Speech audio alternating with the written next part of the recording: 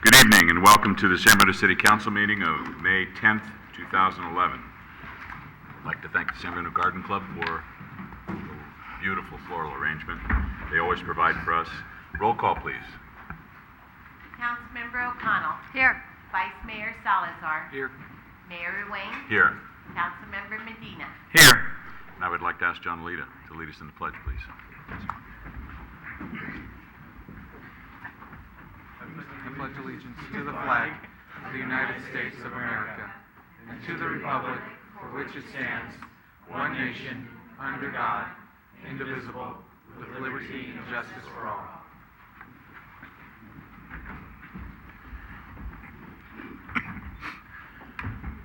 Announcements. I would like to say that a few hours ago, 2 o'clock this afternoon, we broke ground on the first residence to be rebuilt in the Glenview fire area. Bob and Nancy Hensel. It was exciting, cold, windy, but nevertheless very exciting because this is the start of the physical rebuild.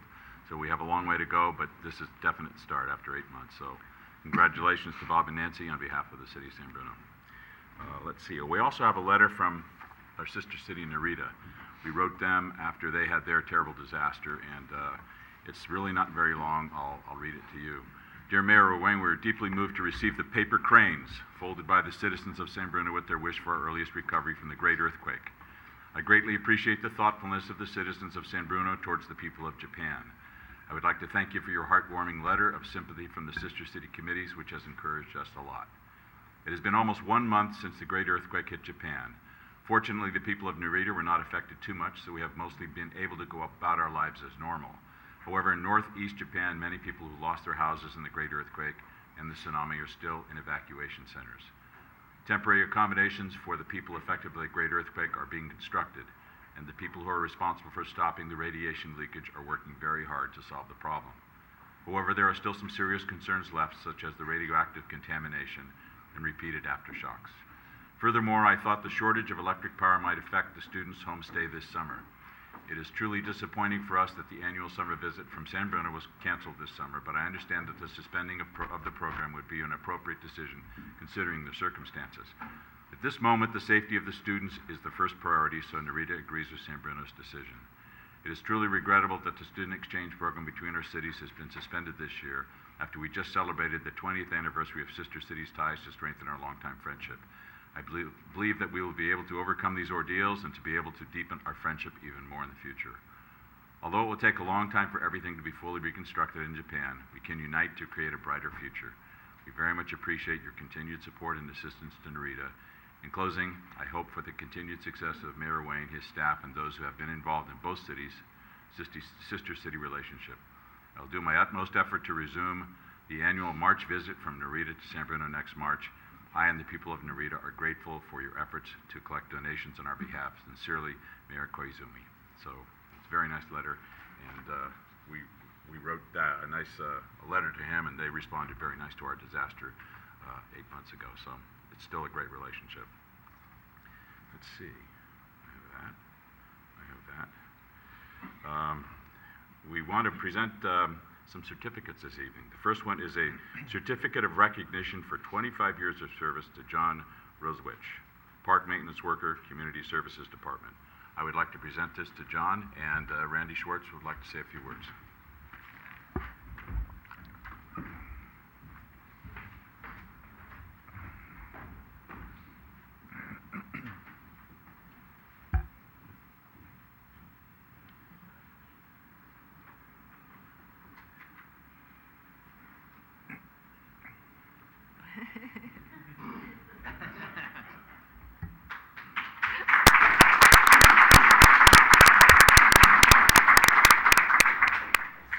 Mr. Mayor and council members, John has been one of our park staff members for 25 years now, and he is responsible for helping to keep the city look beautiful and safe for all of the recreational activities, for all of the landscaped areas. John has worked in all of the parks, all of the landscaped areas, done lots of call-outs in the middle of the night and all of the winter storms and all of those types of duties. He is currently the main person in charge of keeping all of our athletic fields in proper and safe condition for our young athletes to participate on. He's also, along with many of his colleagues, is responsible for a lot of the behind-the-scenes work that sometimes we take for granted. John is out there for a few days before the tree lighting ceremony, making sure that all the city buildings look good. He is there making sure that the Easter egg hunt is ready to go. Operation Clean Sweep, all of the projects are set up. And John is one of a wonderful crew of people that keep our city looking wonderful and safe for all of our uses. So I congratulate John on 25 years of service, as does the council. Great. John, would you like to say a few words? Yes, Honorable Mayor and Council, Connie, my leader, and Andy. Thank you so much. It's truly an honor to serve the public like you. Thank you. Great.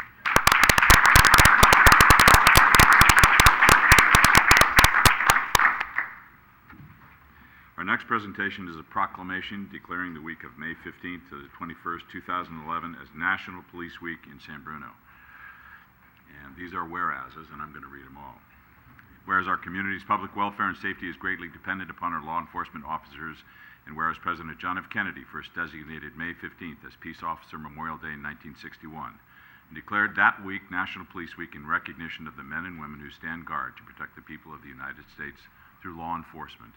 And whereas we honor those men and women of law enforcement who, through their courageous deeds, have made the ultimate sacrifice in service to their community.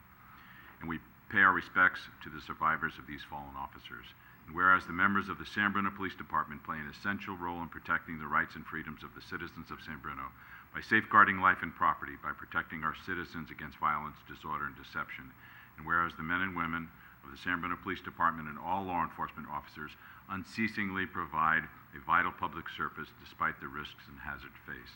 Therefore, be it resolved that I, Jim Ruane, Mayor of the City of San Bruno, hereby proclaim the week of May 15th through May 21st, 2011 as National Police Week. And I encourage all residents to join me in commemorating law enforcement officers, past and present, who have rendered dedicated service to their community by preserving the rights and security of all citizens. Chief.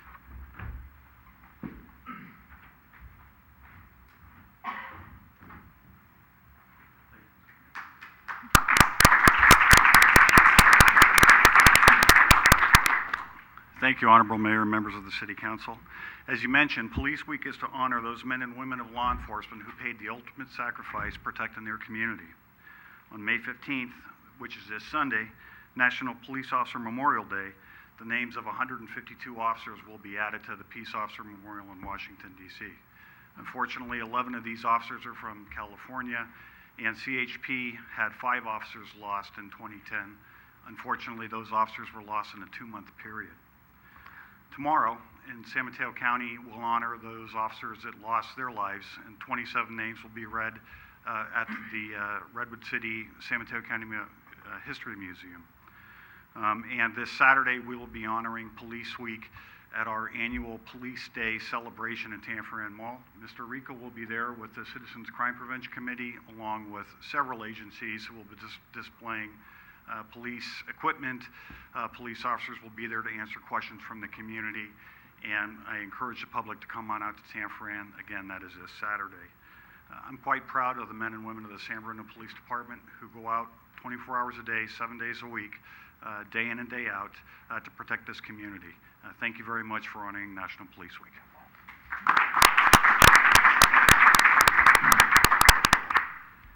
And our final presentation this evening is proclamation declaring week of May 15th, 21st, 2011 as Public Works Week in San Bruno.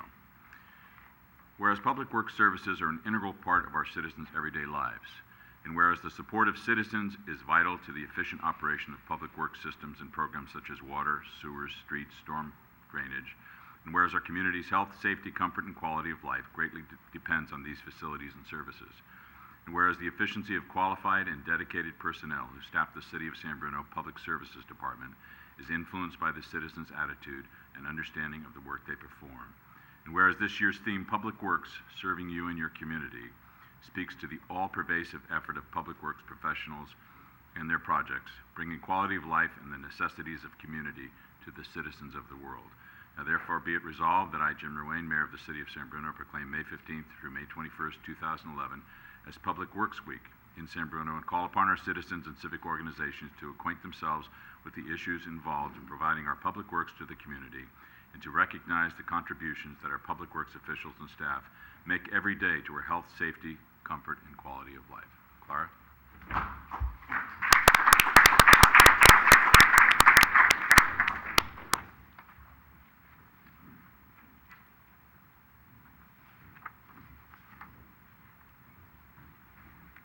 Honorable Mayor, Council Member, I am very honored to accept this recognition in the name of the whole department. I would like to add my personal recognition and thanks to the dedicated, hard, everyday work for each employee of our department. And also I would like to extend my thanks for your support to enable us to do our work. To celebrate this very important week, as last year, is our intent to open our door to the public, and on next Wednesday, May 18, will be an open house at our maintenance facility at 22-5 Huntington between 11 and 1. Snacks will be served, and the public will be able to witness some of Public Works activities and also to meet our employee. Also at 10 o'clock that morning at the intersection of Genevieve and San Mateo will be a demonstration with our thermoplastic equipment. And I am inviting the public, and invitations are on the table also. I would like to call out that Ken Hall from our department is here also, and thank you.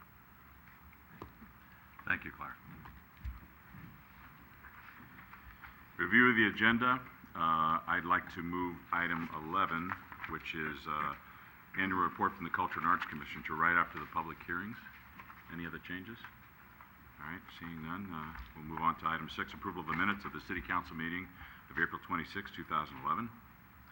Any errors, omissions, corrections?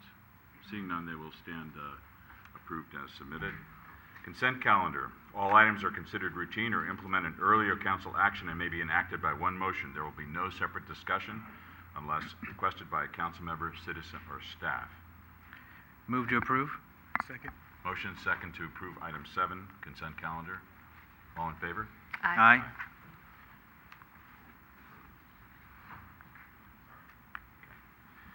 Item number 8, public hearings. Notices have been published, posted, and mailed. Hold a public hearing, waive the first reading, and introduce the ordinance opposing a 1.447% rate increase requested by Recology of San Bruno for 2011-2012 to be effective July 1st, 2011, as presented in the notice of proposed increase mailed to all property owners. Staff report, please.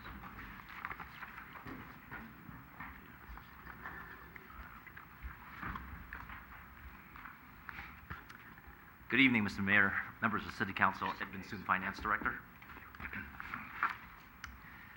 In February of this year, Recology San Bruno requested a 1.447% rate adjustment. As provided under the franchise agreement, the rate adjustment is calculated based on an increase in the consumer price index and also an increase in disposal fees. In addition, based on feedback from the community and the City Council during last year's rate adjustment application process, Recology is ready to implement a residential 20-gallon total service that will take effect July 1st of this year. The proposed rate adjustment amounts to a 34-cent increase for the 32-gallon residential total service, bringing the monthly rate from the current $23.44 to $23.78. In comparing San Bruno's rates to 11 nearby agencies, the average residential 32-gallon total for these localities amounts to $24.12. That's actually slightly higher than what the proposed rate is for the City of San Bruno of $23.78. In addition to the proposed rate increase, the city has a program that was established by the City Council that provides a 25% discounted rate for the 32-gallon total service, which is currently the smallest size offered to households, for households with certain income limitations. The proposed 2011-12 rate schedule continues to offer that 25% discount, but only to the 32 gallons service. It does not add to the program the new 20-gallon service. So as staff reviewed the discount program and looked at what's available in some of our neighboring agencies, we found that the low-income program is actually not very commonly offered within the San Mateo County. The City of Pacifica does offer a low-income program, but only for the 20-gallon service and not for the 32-gallon service. So alternatives that the City Council may consider this evening include looking at expanding the the discount program potentially to the 20-gallon service. There's a little bit of a distinction with the discounted 32-gallon service versus the 20-gallon. It's a 60-cent difference. That being with the discount, the 32-gallon discounted rate is $17.84, whereas for the 20-gallon rate that's being proposed, it's actually $18.44. So there's a 60-cent difference in that rate. So some of the options for City Council to consider in terms of alternatives include offering, as I indicated earlier, offering that discount potentially to the 20-gallon service. There is a fiscal cost to this because obviously with the lower rate and the cost of rolling out the 20-gallon service, it would actually mean then we would have to identify those costs potentially down the road for Recology's recovery.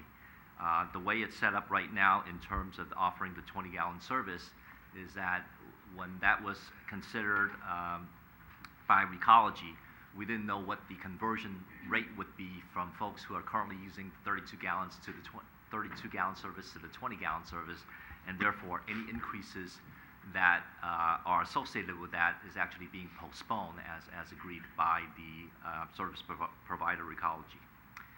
So having said that, again, any changes that we would incorporate over and above continuing to offer the discount only to the 32-gallon service would equate to an adjustment, potentially a future adjustment to rates for the entire community. Staff has received 2 protests in terms of the rate increase, and these were actually provided as part of the staff reports.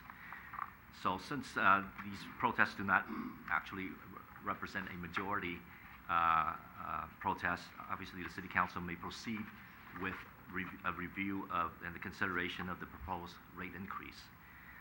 With that, my recommendation, staff's recommendation, is to hold this public hearing, waive the first reading, and introduce the ordinance proposing the 1.447% rate increase requested by Recology that will take effect July 1st of this year.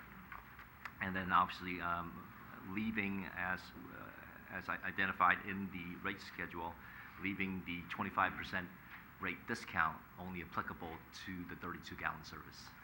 With that, I'm happy to take any questions from the City Council. Just so we know the parameters, about how many low-incomes people take advantage of the 32-gallon discount? Our tally shows approximately 430 households are taking advantage of the low-income program. Okay. Any questions of staff at this point in time? No. All right, this time I'll open the public hearing. Anyone like to talk to the council about this issue?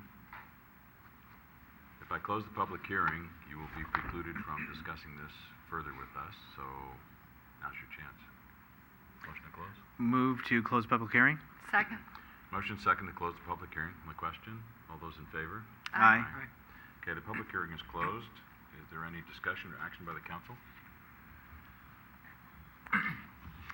Through the chair. Rico? It was noted that for the 32 gallon, it would be a 34-cent increase. However, if a resident wished to go and reduce to the 20 gallon, Correct. which now is at a lesser rate, what would that be as far as a deduction? What percent? Or how much, I should say? Yeah, the rate proposed for the 32, I'm sorry, the rate proposed for the 20 gallon service is $18.44. So there's a slight difference between that rate of $18.44 and someone who's eligible under the 25% discount of 60 cents, if I understood your question Now, correctly. just wanting to know if I, instead of getting a 34-cent increase because I have a 32, I decide to go to a 20. Mhm. What will that do as far as my bill, as far as I'll say savings? What is the percent? What is the deduction So- to my bill? Or for the garbage? So yeah, we're moving from $23.78 to $18.44. So a difference of $5.34 in terms of dollar amounts. In terms of percentages, off the top of my head, probably about a 13-14% reduction. So theoretically, as a concern, I think, of the council is if those residents have tried to recycle and have done a good job, there is theoretically a decrease that they can achieve by going to the 20 gallon. That's correct. There's obviously that savings in moving down from the 32 to the 20 gallon service. Okay. Thank you. But that savings is now, but it will be actually analyzed in the future because we don't know what the rollout is at this point in time. That's correct. As part of the discussions with Recology during the onset of this process, we don't know, obviously don't know what the conversion rate is, migration rate, if I may, from the 32 to the 20. So rather than speculate and build that into the rate increase, the agreement was basically, let's take real data at the end of the fiscal year, then we'll have actual numbers to look at in terms of identifying what that potential rate adjustment would be using actual data. Okay? Any questions? Chair, just on Yes. your question, Mr. Mayor, does Recology have any ballpark figure of what that could be? Though I know we're not realizing real data or using real data currently, but do we have a thought or an idea, or is there some precedent that we kind of have a ballpark on that? There were some calculations, if I may. There were Sure. some calculations that were done upfront of a migration rate. Currently, there's about 7,800 households that use the 32 gallon service. So if a 15% migration were to occur, that would translate into an increase or a loss of revenues and an increase in cost.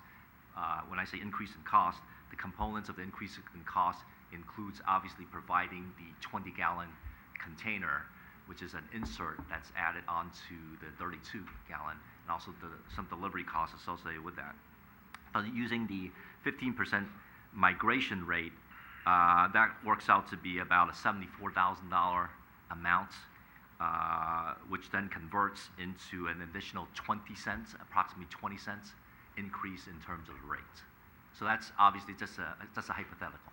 Thank you for that. Okay. Any questions? Action?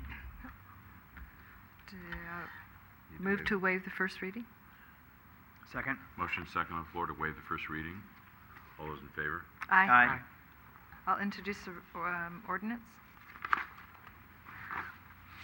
Councilmember O'Connell. Aye. Councilmember Medina. Aye. Vice Mayor Salazar. Aye. Mayor Ruane. Aye. I did want to explain that also Mr. Iber will be joining us a little bit later, hopefully. He is doing one of the final thank yous to, I believe, the city of Belmont this evening for their assistance in our tragedy last year. We've been going around to every city council in the whole county individually, as well as Transportation Authority, the Board of Supervisors, and other entities that really assisted us. So he's doing one of the final ones tonight, and I think Irene O'Connell has one more to do, and that should just be about it. So that's why Mr. Ibarra is a little bit late tonight. We moved item 11 to right after public hearings. And item 11 is to receive the annual report from the Culture and Arts Commission.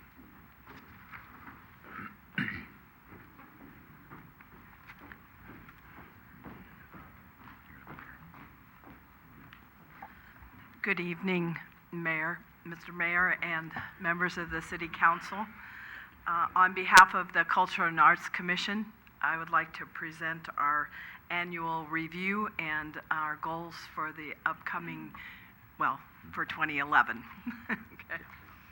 And I would like to just pay recognition to the staff that helps the Culture and Arts Commission, because they prepared this lovely presentation, and they make us look good all the time. So thank you, John and staff. Okay, purpose of the commission. The commission is responsible for promoting the artistic development of the community and preserving San Bruno's diverse cultural heritage. The commission's goals include acquiring and maintaining public art, sponsoring programs and events that enhance the quality of life for residents, and improving the image and character of the community. In review of 2010, we selected an artist for the recognition sculpture. We've had to move the transportation mural that was placed on San Bruno Avenue between San Mateo Avenue and Huntington. We participated in Movies in the Park, or sponsored Movies in the Park, Shakespeare in the Park, and developed a draft for public art exhibition policy. Okay, our recognition sculpture project has been a joint process with the Parks and Rec Commission. We sent out a request for proposals at the end of 2009, reviewed applications and selected 3 finalists, presented recommended artists to the City Council in November of 2010, and then the Council approved the selection of and contract negotiations began. And you see in that picture is a mock-up of the sculpture. Thank you very much. Okay. In relocating the transportation mural, I guess the commission reviewed several different potential sites, and then we recommended that it be installed at the police department, police plaza near the BART station. And there's talks now with BART going on, and that was what we recommended, and we'll have more on that later. Movies in the Park. 2 of the 4 films series were shown, Back to the Future and Finding Nemo. The other 2, unfortunately, were canceled due to the Glenview fire. Costs to produce are low on this particular project because we now own the video equipment, and it's used by all departments for city events. So the Movies in the Park cost actually went down. Shakespeare in the Park, San Francisco Shakespeare Festival performed The Tempest in October of 2010, and we will be inviting them back again, or we plan to. Our goals for the art exhibition policy is to encourage local artists and appreciation of art in the community, provide a space in the community for the public to view a wide variety of art. We're drafting, or have drafted, a policy for this. The commission will return to council later in the year for approval of public art display. Our projects for 2011-2012, Movies in the Park, completion of the recognition sculpture. We will host Shakespeare in the Park again, and begin art exhibitions in the library pending the City Council's approval of our policy. Thank you very much.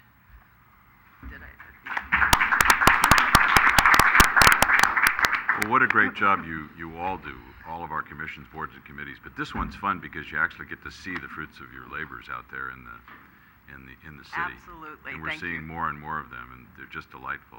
Thank Any you. other comments, Irene? I do. Tammy, could you tell us a little bit about the recognition sculpture, and maybe John could go back to it? It's been such a long time since we got to see it. I think people would appreciate knowing that this is happening. We've talked about it a long time. So do you want to tell people a little bit about it? Sure. This was an amazing accomplishment, I feel, because it was two commissions working together, and it didn't take us that long to come to an agreement to present to the city council, which was a lot of people having to agree. Not the majority agreed, we'll put it that way. I think it will be beautiful when it's finished. It's inspiring, and the material that it's made out of, it will look like bronze, sort of, but it is not. It's, John, do you remember? Help. It's a powder-coated steel. Thank you. Yeah. So it's designed to look very expensive, but it is not. And what a wonderful place it will be to reflect and have names that pay tribute to citizens of San Bruno, as well as veterans. But the artist's description of it, can you help me with this, John, is the three, it symbolizes departments coming together. Yeah, I can help you a little. Can you, John? A little Thank bit. you.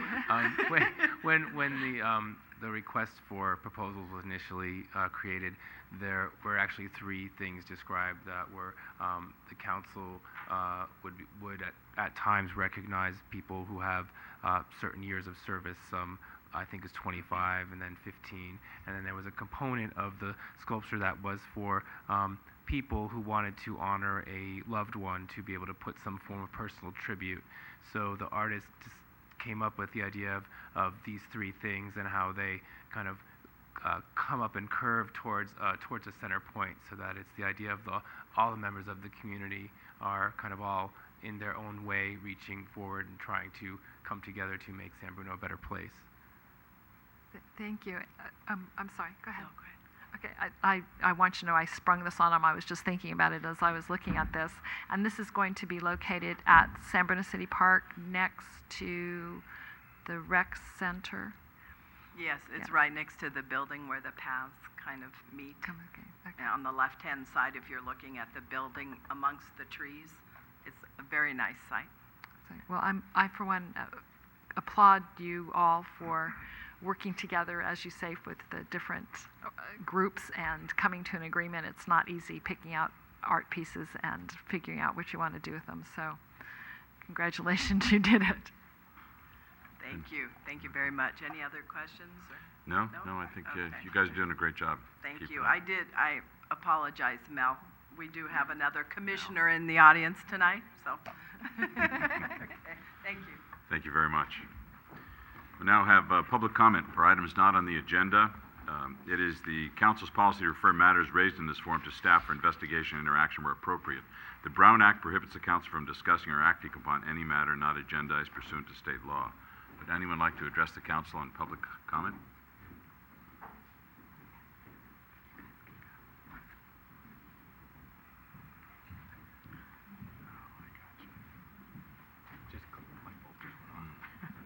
Honorable Mayor, City Council, and City Manager Connie Jackson, it is my pleasure to introduce Bill Kofed.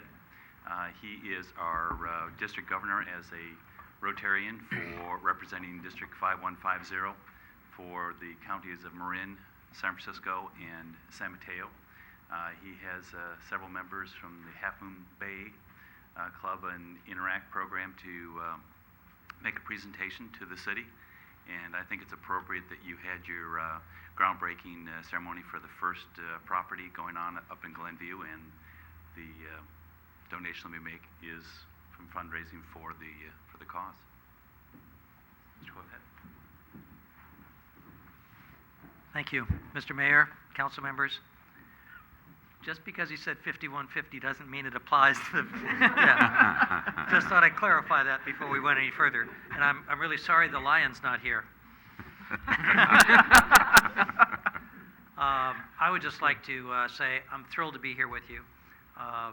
You know, when the disaster happened, as you may recall, we got busy with fundraising, and one of the things that I said when we were down at Cappuccino doing that fundraising was that you know, when it's all said and done, Rotary will still be here, and we are, because we're part of the community. And tonight is really special. You know, we've already raised the 27,000 plus, and we've given that to you, and we're just thrilled the way that you were able to distribute it in such an unbelievable manner. I mean, that is amazing that you were able to pull that off and have everyone be in favor of the distribution the way you did it. And so what happened was, about 4 weeks ago now, I was at the Half Moon Bay Rotary Club, and we were presenting a lot of things, and one thing that happened was, by the way, I should introduce the president of the Half Moon Bay Club, is Stacy Trevenon over here, and Stacy is one that just gets things to happen. It's an amazing thing that goes on over there. But so what happened was she brought up 4 interactors. Now, Interact is the Rotary Club at the high school level. So these are high school kids that are involved in service. And they came up and explained how they had done a garage sale, if you will, in the parking lot of the high school over in Half Moon Bay. And what this is a bunch of high school kids that probably many of them don't even know where San Bruno is, certainly don't know where the Glenview area is, but knew there was something that happened here that they wanted to have an impact on. So they went out and they raised the money. We'll have Evan tell you about it in just a second. Millie is the Rotarian that is the person in charge of the Interact club over there. And anyway, so they came up and they handed me this. And it was a check for $2,700 that these kids raised for people because they just want to make their lives a little better. And I will tell you, before I introduce Evan, I would hope that you would take this money and distribute it in the same manner. I know that it'll be small amounts to some people, but even if someone gets a check for $8, they'll know that there's some kids across the hill that give a darn about what goes on here. And I'm thrilled to be associated with them, and I'm glad to be here with you tonight. And with that, I'd like to have Evan come over. Evan is one of the interactors that was involved in this process from start to finish, and just have him quickly tell you what happened. Evan? Thanks. Honorable Mayor and council members and gathered residents of San Bruno. My fellow Half Moon Bay High School students and I were deeply saddened by the tragedy that befell this city, and we were moved to provide assistance in any way we could. On behalf of the Half Moon Bay High School Interact Club, it is my pleasure to present you with this check. And I know that I speak for the entire Half Moon Bay community when I wish you continued success with your rebuilding efforts.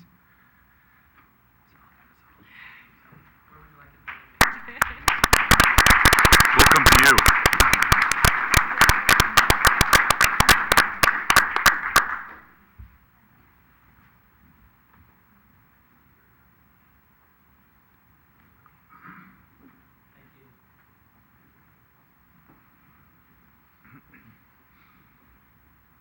On behalf of the city,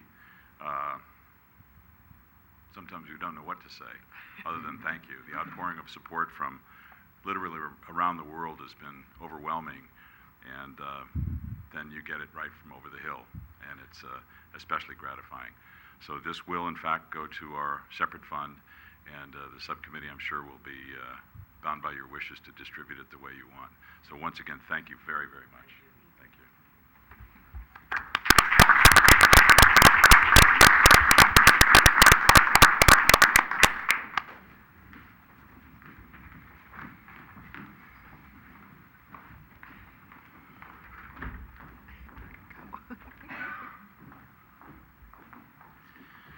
All right, would anyone else like to address the council in public comment? All right, seeing no one else, we'll go on to conduct of business. I'm going to take item A and move it to the end in the hopes that Mr. Ibarra may be here. But we'll start with item B, which will be receive report on education enforcement activities for the 2011 fireworks season.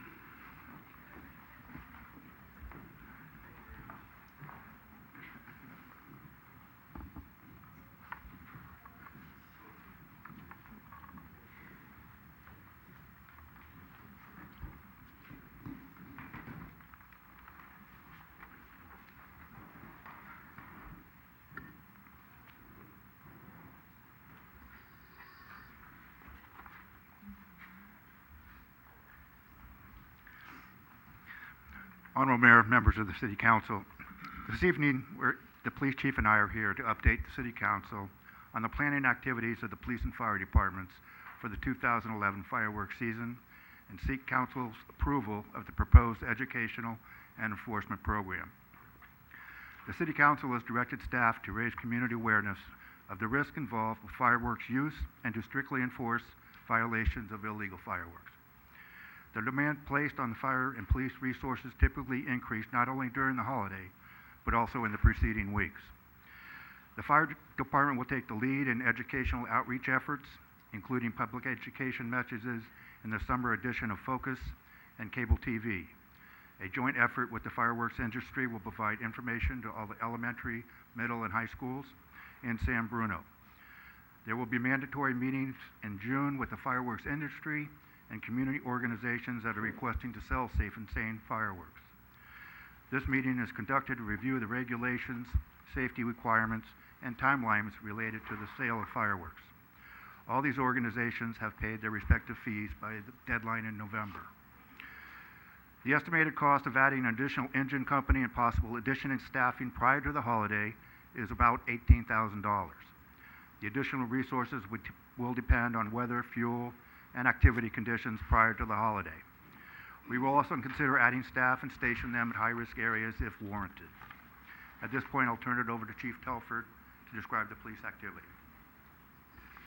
We're going to partner with the fire department on the education campaign and get the message out for residents and those coming into our community that illegal firework use will not be tolerated and there'll be a strict enforcement on it. We'll also be visiting those neighborhoods where we've had chronic activity in the past, and in that education campaign, we're going to encourage residents to call us to report violations of illegal fireworks and violations of the safe and sane use. Once again, we have ordered that all department personnel that are not on a 40-hour block of vacation will be working on the 4th of July, and we will also be doing enforcement in the days leading up to the 4th of July. Once again, a zero-tolerance approach on illegal use of dangerous fireworks and prohibited use of safe and sane fireworks.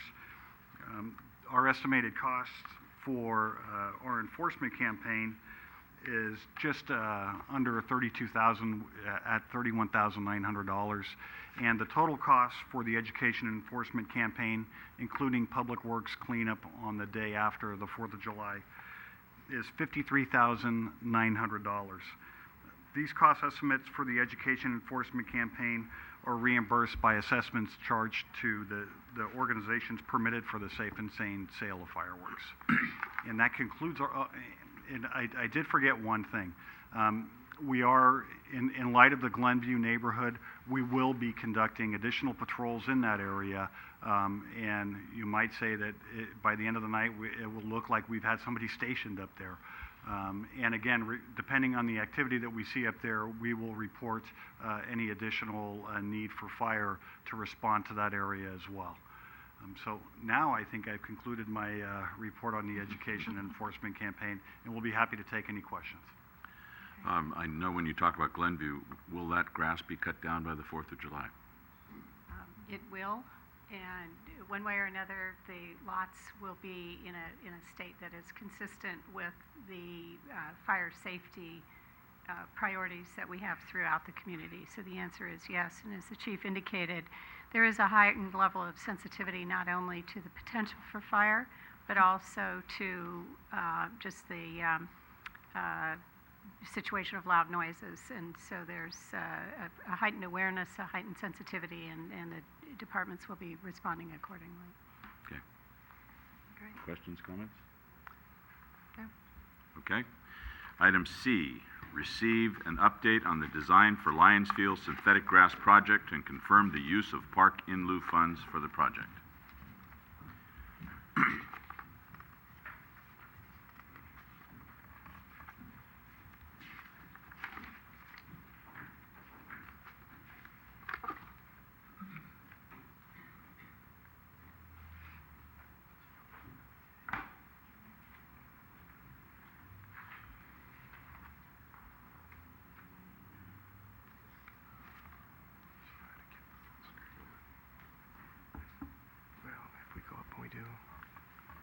Slideshow.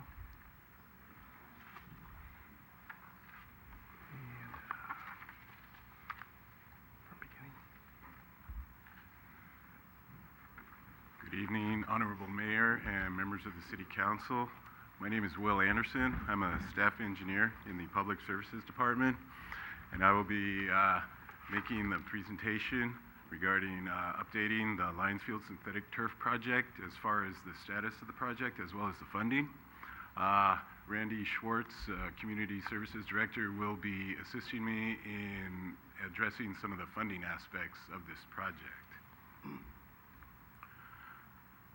Basically, this project is going to replace the existing natural turf that's currently out on the field with a synthetic turf system.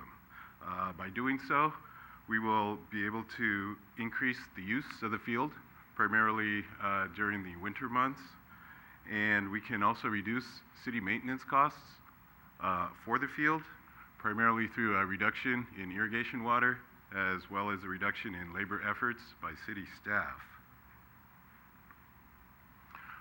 Well, so far, the project was brought forth to council for inclusion in the capital improvements program.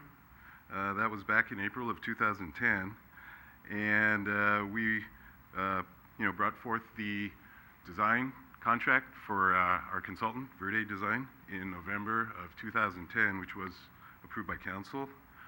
Since that time, the design has been underway, and we've actually had several public meetings to gain input as far as the layout of the field and the amenities within.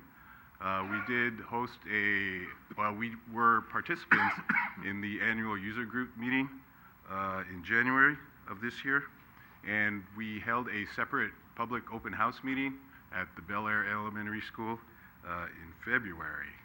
And at those meetings, we did provide several alternatives for the layout of the field, and we had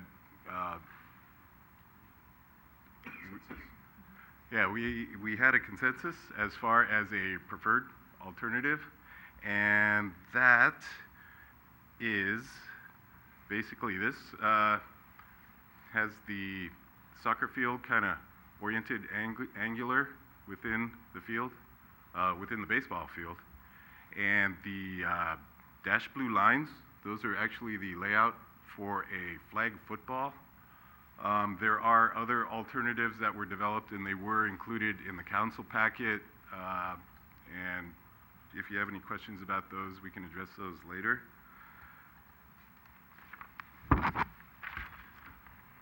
So as far as the actual design process, our consultant has prepared a pre-design report, and they did analyze various items, including a preferred striping and field layout, which I just showed you guys.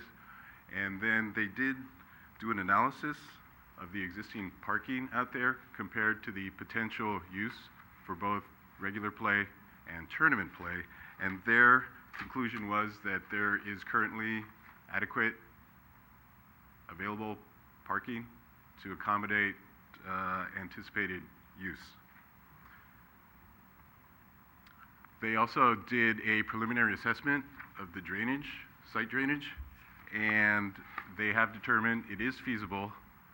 I can share details with you about that during the question and answer period. Other items that are part of the pre-design that city staff is accounting for are the environmental documents. They are currently under preparation, and we are, I guess there's a portion of the right field that currently crosses into school district property, and we are under preparation with the school district preparing a right-of-way license agreement, and the superintendent of schools has expressed interest in the preparation of this license agreement, so we will continue to move forward. As far as construction, the overall time period is 4 months. The timing of the construction has yet to be determined, but we will bring back to council, prior to going out to bid, we will come back with a recommendation on the timing of the construction, because we do plan to have the design complete by this summer, and that could, as one alternative, allow us to construct and get the drainage system in place prior to Thanksgiving, which is when we consider the heavy rains to kick in, or after the design is prepared, we can keep it on the shelf and resurrect it next spring for a more continuous construction operation.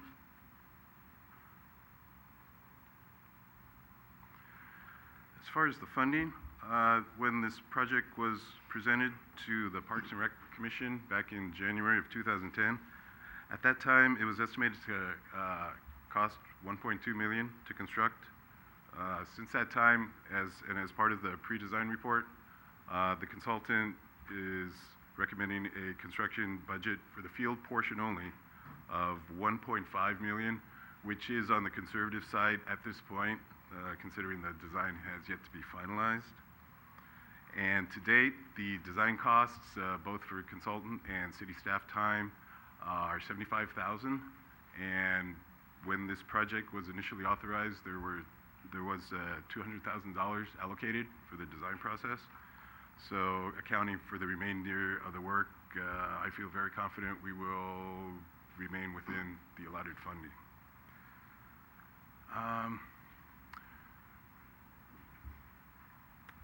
As part of the design, we will be including bid alternates for restroom and concession stand.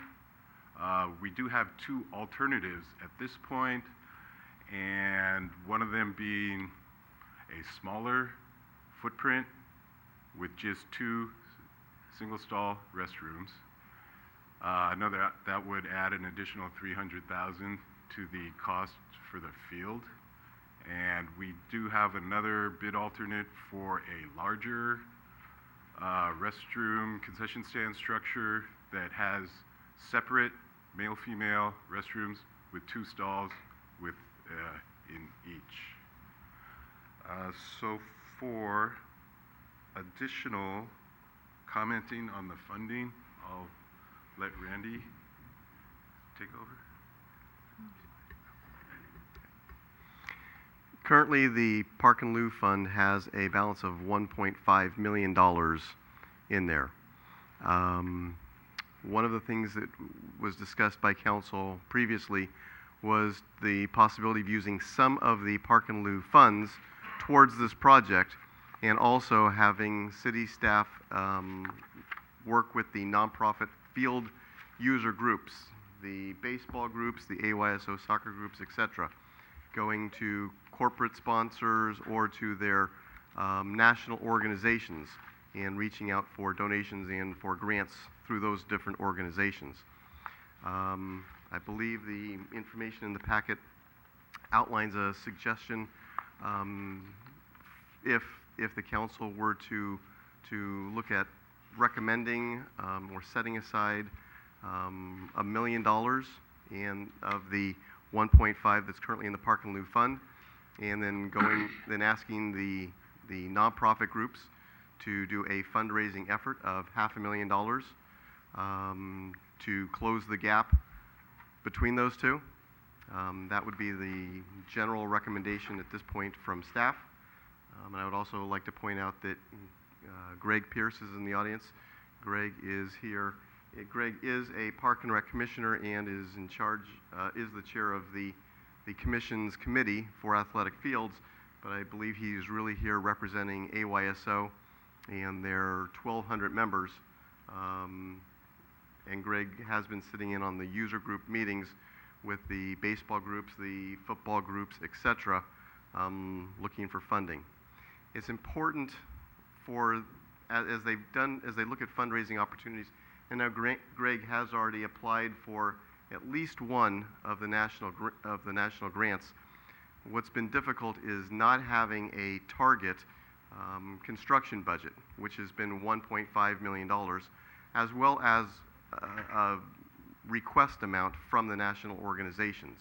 If we have a set goal, in this case $500,000, and between the groups we come up with a funding strategy, it gives the opportunity for AYSO or the other organizations to really ask for hard numbers and have more specific data when they approach these corporate sponsors, more the national organizations themselves.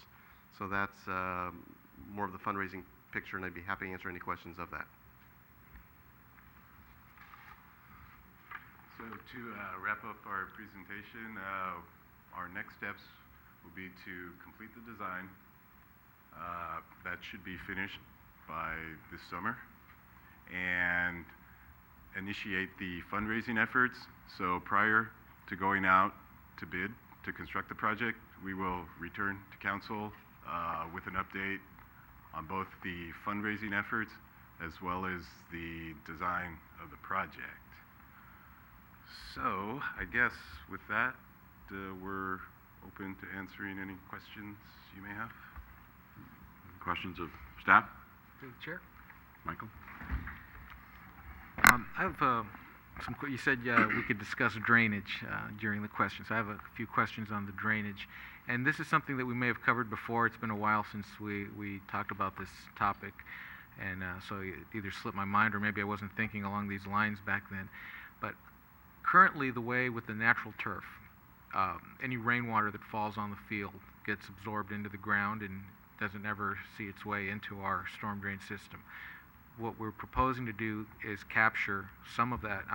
And what I'm wondering is, are we going to capture all of the rainwater that falls on that field and divert it into our stormwater system, or is it only a portion of the water that falls there? The area where the synthetic turf will be installed is permeable, so any water that falls on the synthetic turf will pass through and be collected for input into a pipe drainage system within the First Avenue extension. Part of our analysis will include quantities of water to ensure that we're not overtaxing the pipe, both in the adjacent area as well as farther downstream. And we do have a soils report that kind of addresses the stability of the subgrade, which will help us provide a system that will not settle over time. Okay. So we're basically talking zero runoff, but everything that falls on that field gets diverted into our stormwater system. Correct. And that will also prevent water from being transported off the site further to the east as it currently does. So hopefully that will alleviate drainage problems on the adjacent sites at the Bel Air baseball field. Okay. So worst case scenario, what if the infrastructure that's currently in place can't handle the amount of water that we're going to put into it? I believe the odds of that are very low. The existing pipe out there is a 48-inch, and the quantity of water we're generating, my preliminary estimates once upon a time were fairly low, and because it will actually flow into a sump system, we can kind of control the amount of water released into the system if we need to. Okay. And was there any thought given to doing anything else with that water that gets collected other than putting it into the stormwater system? I've been reading about some cities are putting in these filtration systems near parking lots where they catch the water and then let it sort of filter itself back into the aquifer. Yes, we did some analysis. We thought, collection of water for use at the adjacent community gardens, there were, I guess they really weren't considered part of the initial scope, and I guess it really wasn't a cost-effective approach to the situation. And that was the conclusion of our consultant.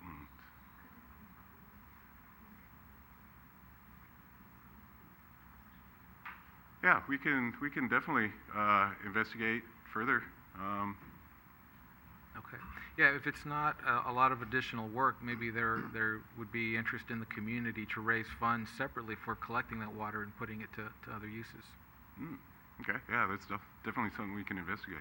Thank you. And that could be added on later on. Irene? Okay. I believe what you're talking about is what we already have at part of Bel Air, where they have the, I community totally garden? forgot what it's called, but they have the drainage, storm drain system and all those things with the plants and all that. So they have two of those things. Maybe there's a way to easily connect it or to make something in the middle of the parking lot or do something like that. So I know Jim Shannon has a lot of information about that. Oh, yeah, So he did you his vegetated curb near the Bel Air School. Yeah. Right. So Yeah. I think that's what Michael's talking about. Oh, okay. So that might even be something to do on the parking lot on the west side of the baseball field. So you could do something like that. I have a question about the restrooms. Do they have to be ADA accessible? Yes, they do, and yes, they will. Okay. And then the other thing, and I don't know who can answer this, how likely or how much is it possible to get in these times from grants and donations? Should we set a reasonable goal and say 200,000, 100,000? What's reasonable to set that we could actually get the money for? Or does anyone know? That's a difficult question to ask. I think it was easy to ask. You probably is hard to it's answer. easy to ask. My fault. Difficult to answer. Specifically, many of the grants out there are set aside with specific criteria. Mm-hmm. In this case, we are serving a wide spectrum of ages, where the field will be used with soccer from 4-year-olds all the way through adult play. There's many different sports that are going on out there that some of the organizations will be able to work together. There's roughly 3,000 athletes in the various leagues that will be using the different facilities. So those are all to the benefit. The fact that there are no other year-round fields for public use in either of our neighboring cities gives us a little bit of an edge there. I think it would be hard to set a specific target and say this is how much we're going to be getting from certain organizations. We don't have that experience, but we know that it is attractive. We have submitted a preliminary grant to one of the companies, and it was a competitive grant. We are given an award, although it's conditioned upon which vendor is selected in the process, so we are not counting it. We have not made that information available because we're still going to pick the best vendor for the facility with all the criteria that Public Services and Verde Design come up with. So we know that it's at least attractive in some aspects with the multiple use and multiple age groups going on out there. Okay. I have one more question, but go ahead. Go ahead. In conjunction with what Michael was saying, there are grants to do the water filtering, clean water thingies that, like I said, the names are just escaping me tonight, that might be available. There's some through Haag, there's some through the state, so maybe we can do a joint thing. And we are looking at that. I think Proposition 84 is one of those. Switching the field over to synthetic grass does save approximately 900,000 to 1 million gallons per year, and that's just one more of those factors that we will put into all of the grants that we apply for. Mr. Rico. Thank you.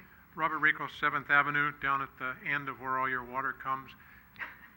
You're saying that you're going to have a sump basically and then pump the water from the sump into the beginning of the storm drain on 1st Avenue, and then it's going to continue out to wherever the water goes, basically down Angus, and I guess get pumped over into Cupid's Row. What about pumping the water directly in the beginning of Cupid Row, right where it comes under the Huntington there? That way it doesn't have to go into a pipe and potentially overtax the pipe, put a new pipe, and it's going to end up in the same place, I think. It's just a thought that came up. Okay. We'll take that into consideration. Through the chair. There are two items that I had, well, actually three, but I think the drainage has kind of started to address itself through the consultant. There were two. It's the funding. One is funding, and two is parking. On the parking issue, it is indicated there are 122 spots that are available for usage. And that is correct. I went and confirmed that today. 23 of those spots are on Bel Air grounds through a locked gate that primarily is used by Bel Air Field for pony baseball. Are those 23 being utilized by the Lions Field? My concern obviously on the parking is, will there be enough? I know the commission believes so. I think the consultant does. I believe staff does. I'd also talked about when the train station moves, acquiring and asking if we could utilize, I think there's almost 70 spots are already paved, lined on the east side of the tracks that the train station currently uses. Has anyone reached out to them or inquired as if that would even be a possibility? To address maybe the Caltrain station first, I know that the Joint Powers Board, the JPB, has yet to finalize their decisions as in regards to the real estate aspects of their station, which will be replaced by the grade separation. So that situation is pending, and we will be in contact with them, to see if they're open to that possibility. So no contact has been made thus far, so we're not sure. Is that fair? Yeah, Okay. I don't believe that. After the initial question came up at the previous meetings, I contacted them only about the use of the current spaces, and they were not open to the possibilities of permits or anything else in terms of the public using those spaces as on a free basis. In terms of the long-range plans, the abandonment, I don't think we've done that at this point.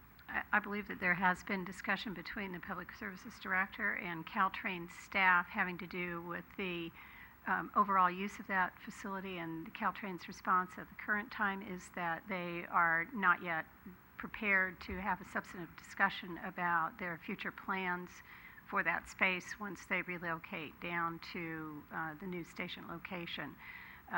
So we will follow up further with them and identify the urgency or the desire with which it's our interest to understand more completely whether there is at least any possibility of this particular item being a consideration by Caltrain.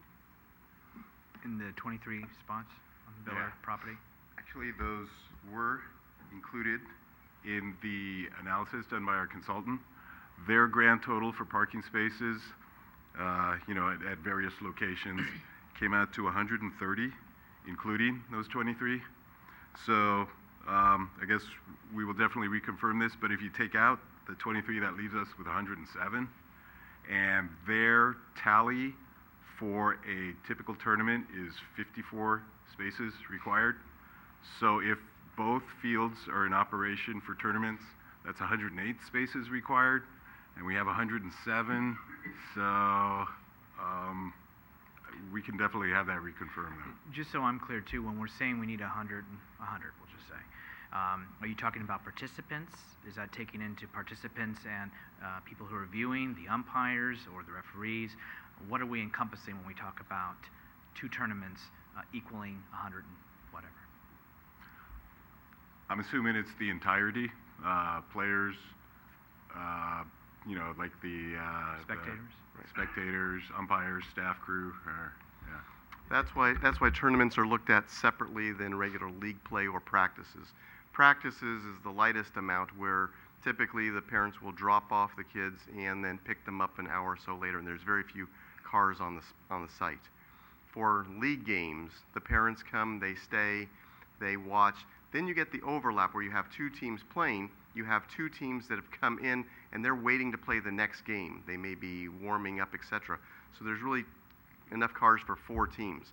But once the game is over, they go home. Tournament play is the highest level of parking demand, and that's because you are playing throughout the day. So your cars are staying there. You're watching the other teams that are playing. It's something that rarely happens. And I would also point out that the improvement that we're making at Lions Field, or that we're proposing for Lions Field, the difference in play is going to be the months of December, January, February, March. Right now, where we only have the field open for approximately 10 of those 4 months, 10 days throughout those 4 months, where we're able to keep the field open because of the dampness out there. Bel Air Field during that time would still be closed. So in terms of tournament play for the current condition, we're out there and it's tough, and that really hasn't changed. And is more parking desirable? Absolutely. If something were to open up over at the Caltrain site later on, was that desirable? Of course it is.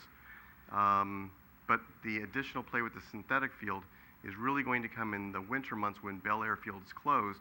So we're really looking at the games or the tournaments being 54 cars for one diamond rather than the 108 cars for the 2 fields.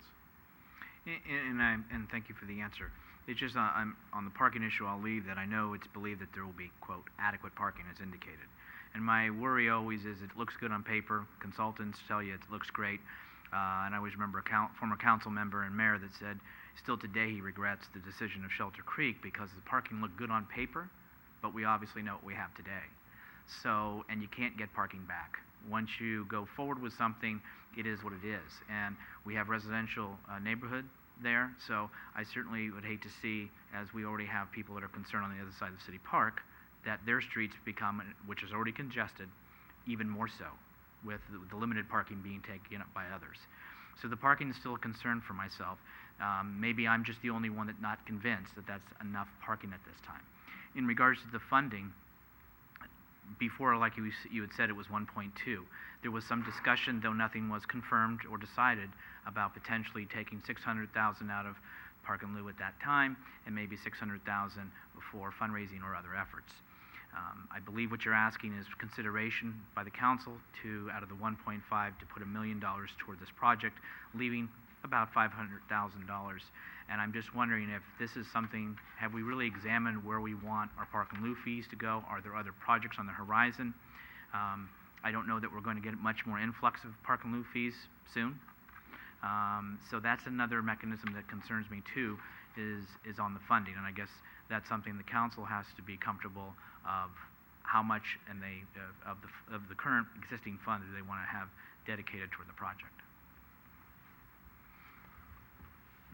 Anything else? What do you need from us tonight, then? You want confirmation of the use of park and in lieu fees without an amount, or? I think at this point we got your comments regarding the various issues associated with the design development, which was very helpful. As staff indicated, we intend to proceed to the final design, taking into consideration the comments that have been made tonight. You will next see the project for your authorization to bid the project. We don't normally do that, but because of the funding situation and because of the various design issues that the council has expressed interest in, we want to make sure that you're satisfied with the project and all of the various issues before we put it out to the construction industry to receive construction bids. The one last item that would be very helpful is if the council has, we've heard from Councilmember Medina regarding the funding, but we do have a little bit of a chicken and egg problem here with this project. If we don't want to come back to you with the project completely designed and then say, okay, we'd like to be able to tell you at that point that we have some amount of funding commitments beyond funds that currently reside in the city's resources. So if you have a comfort level and you're prepared to tell us tonight what that might be, then we can use the remainder amount as or if you can tell us what you think we should be looking for in terms of non-city contributions to this project. Having that target, as the director indicated, would be very helpful. I believe in the staff report there was a mention of potential use of redevelopment funds. No?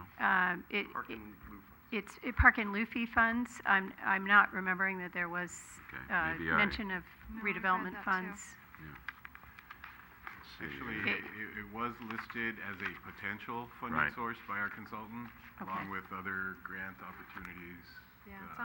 Yeah, I don't think that that was something that we had discussed with you before, or that has a, it would be something we'd have to look at carefully. The project is located within the project area, but we have a lot of demands on redevelopment funds that this project, given that it has other funding alternatives, would make that a less viable resource. But that's clearly a decision that rests with the City Council, whether you'd like us to explore that. Okay. Well, personally, I have no problem in using up to $1 million. I think the project is a great project. You have a whole field down there that's not drained properly, that's unusable a large time of the year, and if you can turn that around, it's going to be a huge community benefit. I agree with you, and I seem to recall that before all this, your staff and the Park and Rec Commission went through a whole exercise of what can we spend this money on, and there wasn't a lot. I know you looked for other fields. I know you looked at fields that exist and can you reconfigure them to make more playing fields in time. We already did and already rehabilitated the playground equipment and things like that. There is no more places, unless we spend a lot of money on land, and there's not a lot of land. There's not, if I remember the analysis right, there was not much else we can do that would give the same benefit for as many players as we have out there.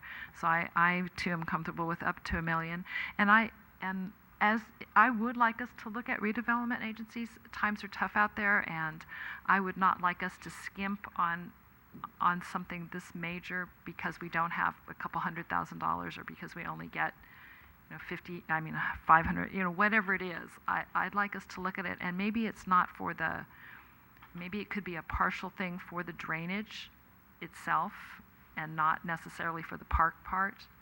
So maybe there's something we can do, because that area does, just in general, for health reasons, if nothing else, needs to have the drainage fixed. So that might be a venue that we can look at. Good. Michael?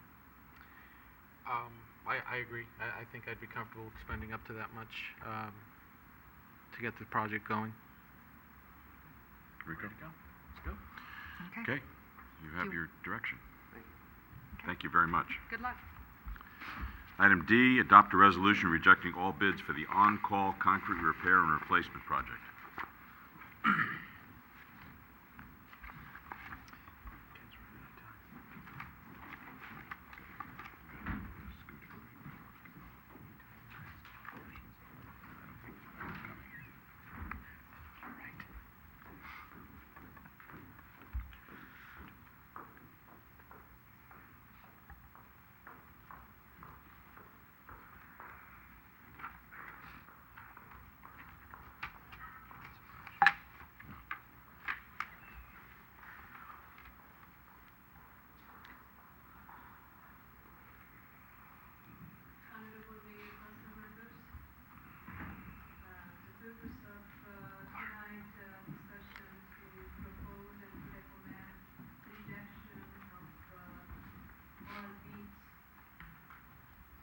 Now will be even better. Rejection of all bids for the concrete repair and replacement program. 4 years ago, the council approved a very comprehensive sidewalk program focusing on public safety, specifically on pedestrian safety and accessibility. As part of, as the result of this sidewalk program, in the last 3 years, the city already repaired a very high number of sidewalk location and also implemented many ADA ramps, both city responsibility and also private sidewalk repair responsibilities throughout the city.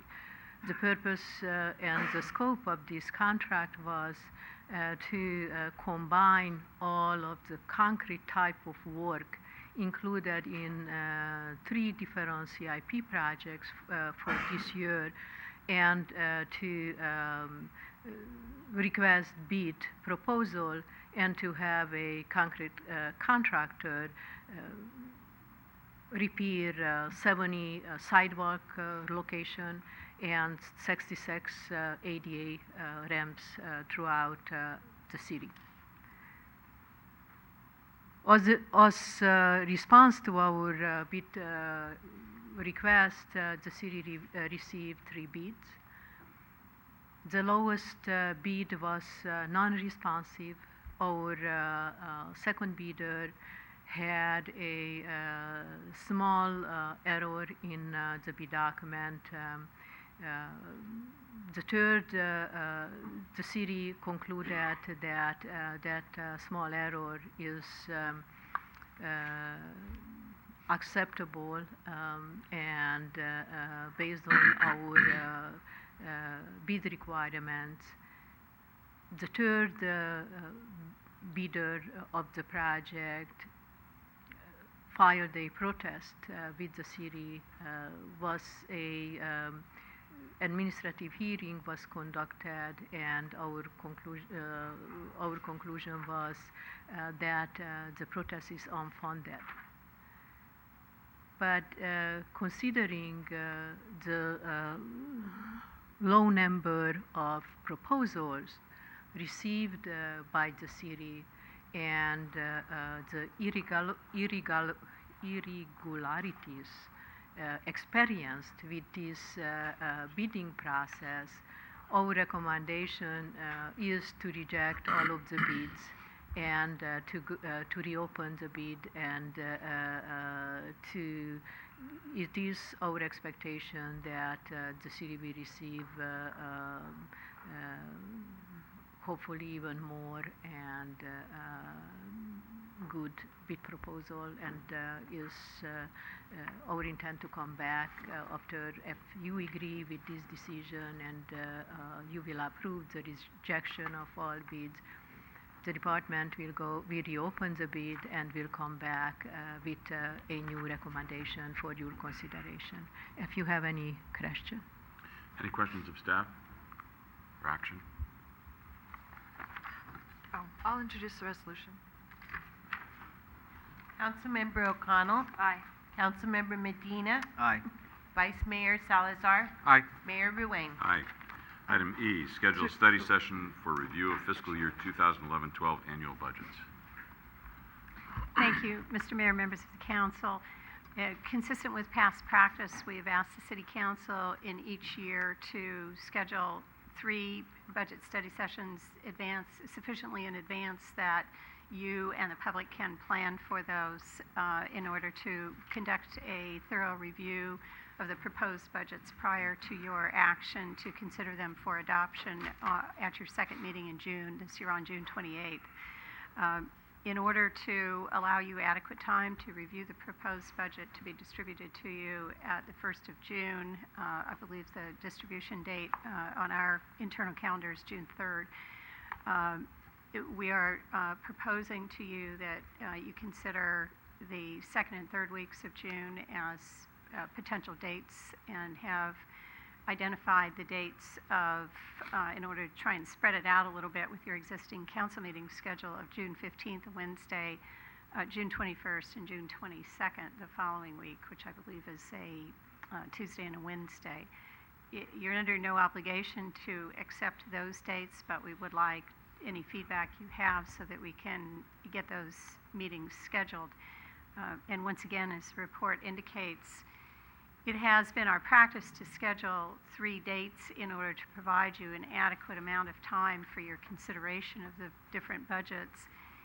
it has also been our experience in many of the recent previous years that it has, the City Council has been able to complete their review with 2 meetings of approximately 3 hours each.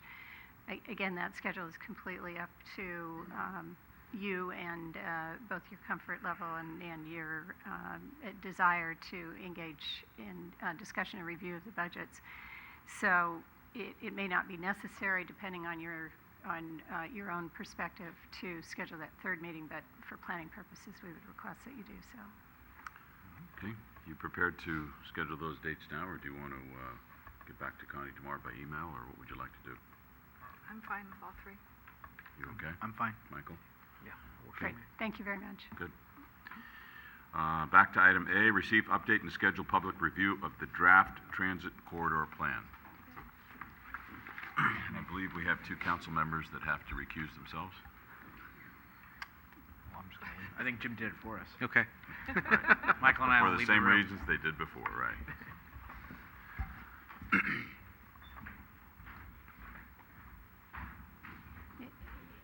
And actually, if I could just point out, with the absence of council. He's right here. Oh, very good. Okay.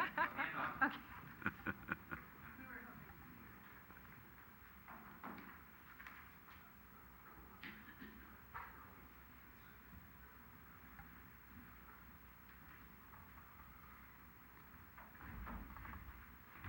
Lions paraphernalia.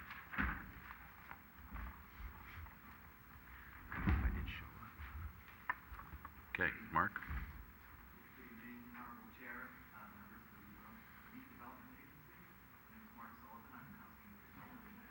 Your button. Is your button on? There we go. The purpose of this item is to provide an update on the status of the Transit Corridors Plan and to announce an upcoming public outreach at the San Bruno Farmers Market. As you know, the city is preparing the Transit Corridors Plan, which would set forth a new vision for the area around the future Caltrain station, including downtown San Bruno, El Camino Real, San Bruno Avenue, and Huntington Avenue. This map shows you the boundaries of the Transit Corridors Plan.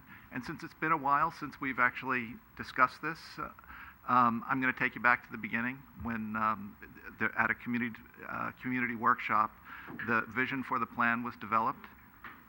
And the vision for the Transit Corridors Plan is to achieve the area's full potential as a transit-oriented development district that is a desirable place for residents to work, live, shop, and play. This would be achieved by reinvigorating the community's identity, stimulating economic revitalization, promoting higher density residential and commercial development close to transit, and strengthening the area's pedestrian, bicycle network, and transit usage.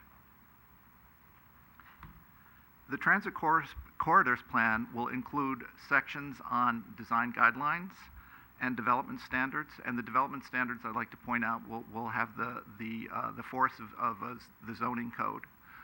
Since this is a specific plan, they will be adopted as an ordinance. The plan will also include transportation and infrastructure improvements, the implementation strategies to achieve the vision. The project steering committee has completed its work helping to guide the plan's development over 7 meetings. In the last 2 meetings, the steering committee reviewed and provided input on the public review draft Transit Corridors Plan. This was done last August in 2010. The draft can be viewed on the project website at www.planbruno.org. Staff has also received comments from residents and stakeholders. These edits, as well as other refinements by staff, will be presented together with the draft plan to the City Council later this year. Preparation of the environmental impact report is currently in progress, and the administrative draft environmental impact report has been completed and is currently under review by staff. The draft EIR is scheduled to be released in June. This EIR is going to be a program-level EIR, which means that the projects that meet the standards and guidelines in the plan will not be required to undergo additional environmental review, and this will streamline the development approval process significantly. Public participation has been key to building community consensus in the planning process and will be vital to the ultimate success of the plan. There have been 2 community workshops which attracted over about 150 people, and they were held to help to develop the vision for the plan and the development framework. In order to gather more community input, staff is now planning to set up a booth at the San Bruno Farmers Market on 2 Sundays, one on May 29th, the Memorial Day weekend, and the second one on June 5th. We'll have a stall at the farmers market, and we'll have posters and handouts illustrating the main elements of the plan, and staff will be on hand to discuss the plan and answer questions and receive comments from residents.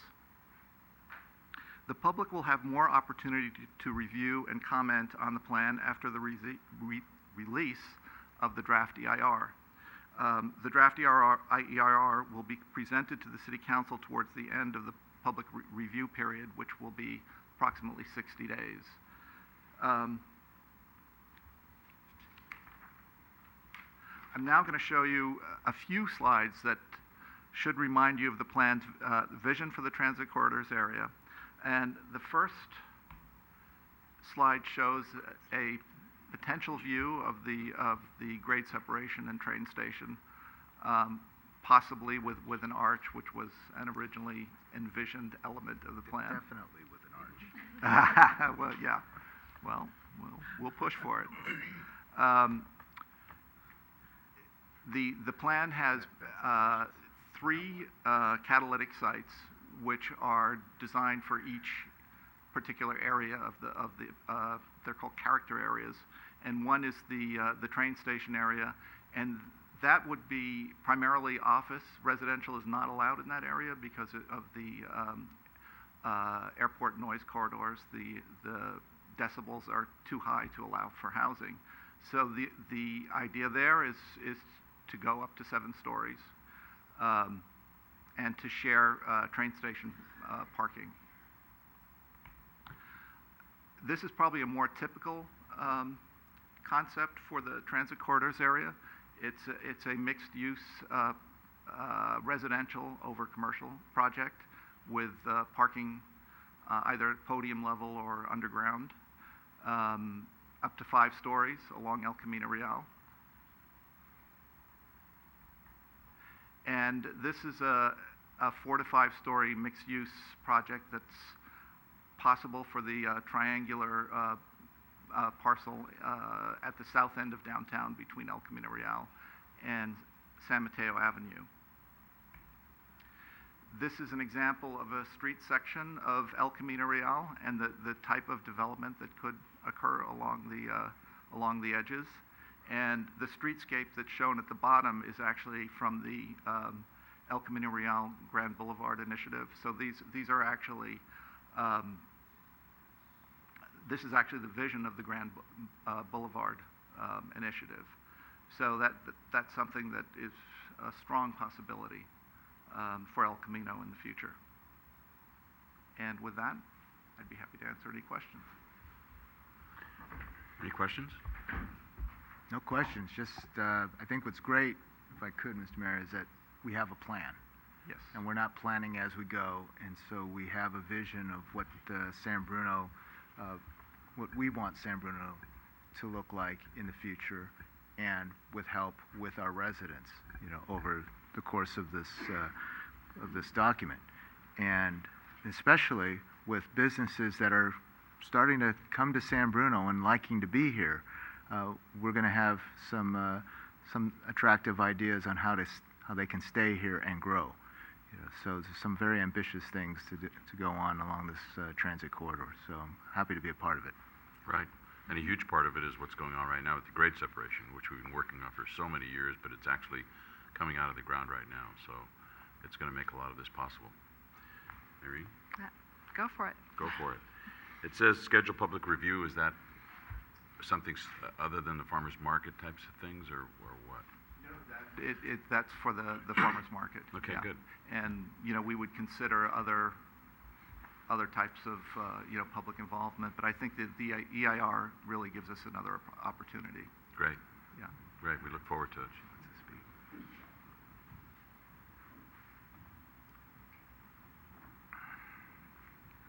Who's back?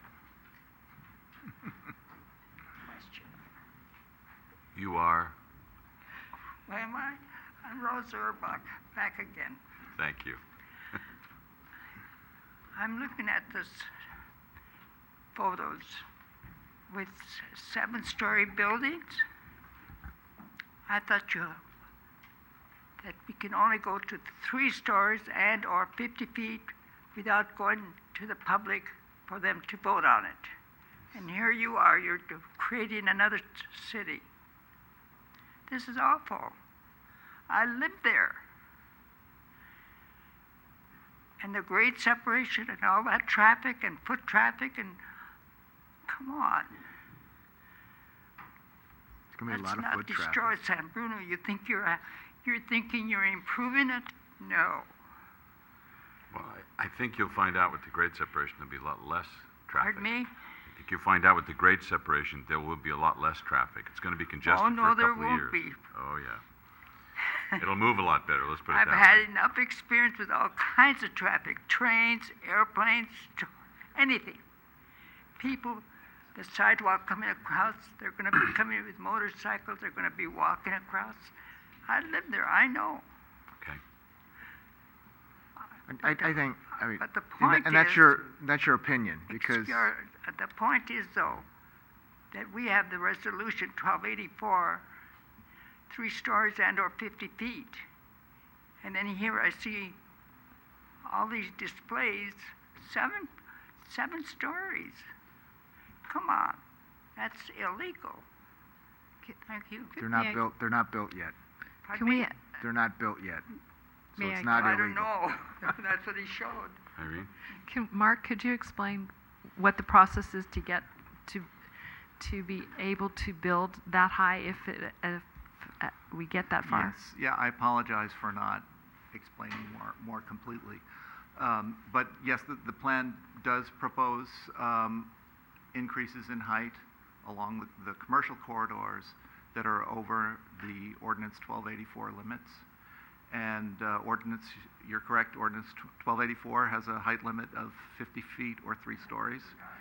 And we understand that, and that aspect of the plan would need to go to a vote of the residents of San Bruno in order to be approved. So at this point, it's a proposal, and if the draft plan is approved, then we will take the elements that need to be voted on and bring them to the residents of San Bruno. If I could just elaborate, obviously Ms. Urbach is correct, as staff has indicated, and we are not moving this in a backwards manner. We're actually doing this in a manner that allows us to put something on the ballot and put something out to the public and discuss with the public a tangible plan that then gives the public something to understand and to participate in determining through the voting process whether or not this is something that is of interest to San Bruno. To simply conjure up a ballot initiative to say, well, what would you think if we raised heights without the opportunity of really understanding in a thoughtful manner what this would be all about, why to do it, what it might, how it might look, how it might impact the living environment in San Bruno would be irresponsible. So at this point, we're developing a plan with full understanding and consideration of the need for a variety of next steps before the plan could be implemented and become actual reality. Understood.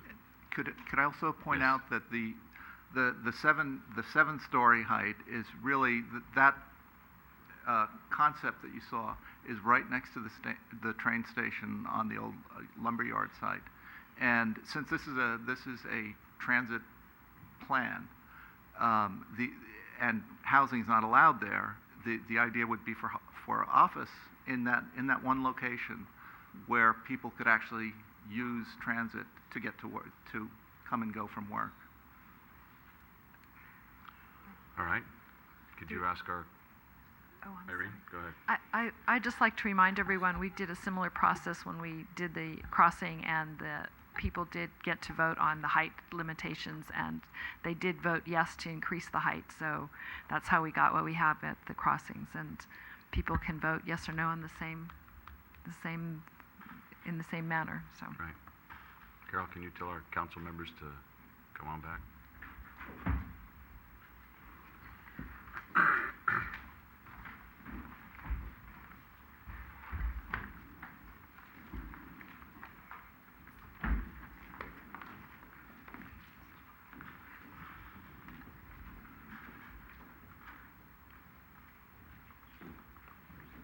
Now, on item number 12, comments from council members.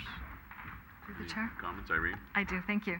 I'd just like to thank everyone who participated in Operation Clean Sweep this last Saturday. The staff was there, the department heads were helping, the residents were there. We cleaned up, I don't know the statistics yet, but we cleaned up a lot of garbage. We had a good time with our luncheon, after we washed our hands, of course, and everyone had a great time. We will be doing a cable presentation in the near future. The cable people were out interviewing and filming before and afters and things like that. So we're very excited, and thank you all, the council, for participating. It was great. Good. That was all. Any other comments?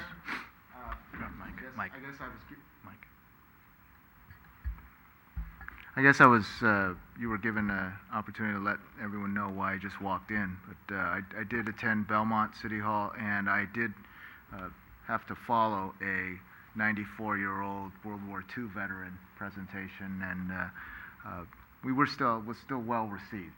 And the city of Belmont sends their best wishes, and I also did let them know that on behalf of the city, we do share their sentiments of the loss, the shock and the loss of one of our colleagues, Mayor Ahmad in San Carlos. So I believe we have one or two more thank you trips. Just one more trip. One more. Been very well received. Yeah. Thank you. We will be going into closed session before we adjourn. The city manager and human resources director requested closed session pursuant to California Government Code Section 54957.6 regarding direction for labor negotiations with the police and public safety mid-management bargaining units, and also to confer with legal counsel regarding anticipated litigation. One case, California Government Code Section 54954.9A. We do not anticipate any reports to come out of closed session. Adjournment tonight, we would like to close this meeting with a moment of silence in memory of Omar Ahmed, who was the mayor of San Carlos, who passed away early this morning from a heart attack, totally unexpected, 46 years old, which is a big shock to this whole San Mateo community. He was on the Transportation Authority, mayor of San Carlos, and on a number of other things, the Alliance, the Congestion Relief Alliance with me, and very, very well respected, very sharp individual, would be sorely missed. So I'd like to close this with a moment of silence, please.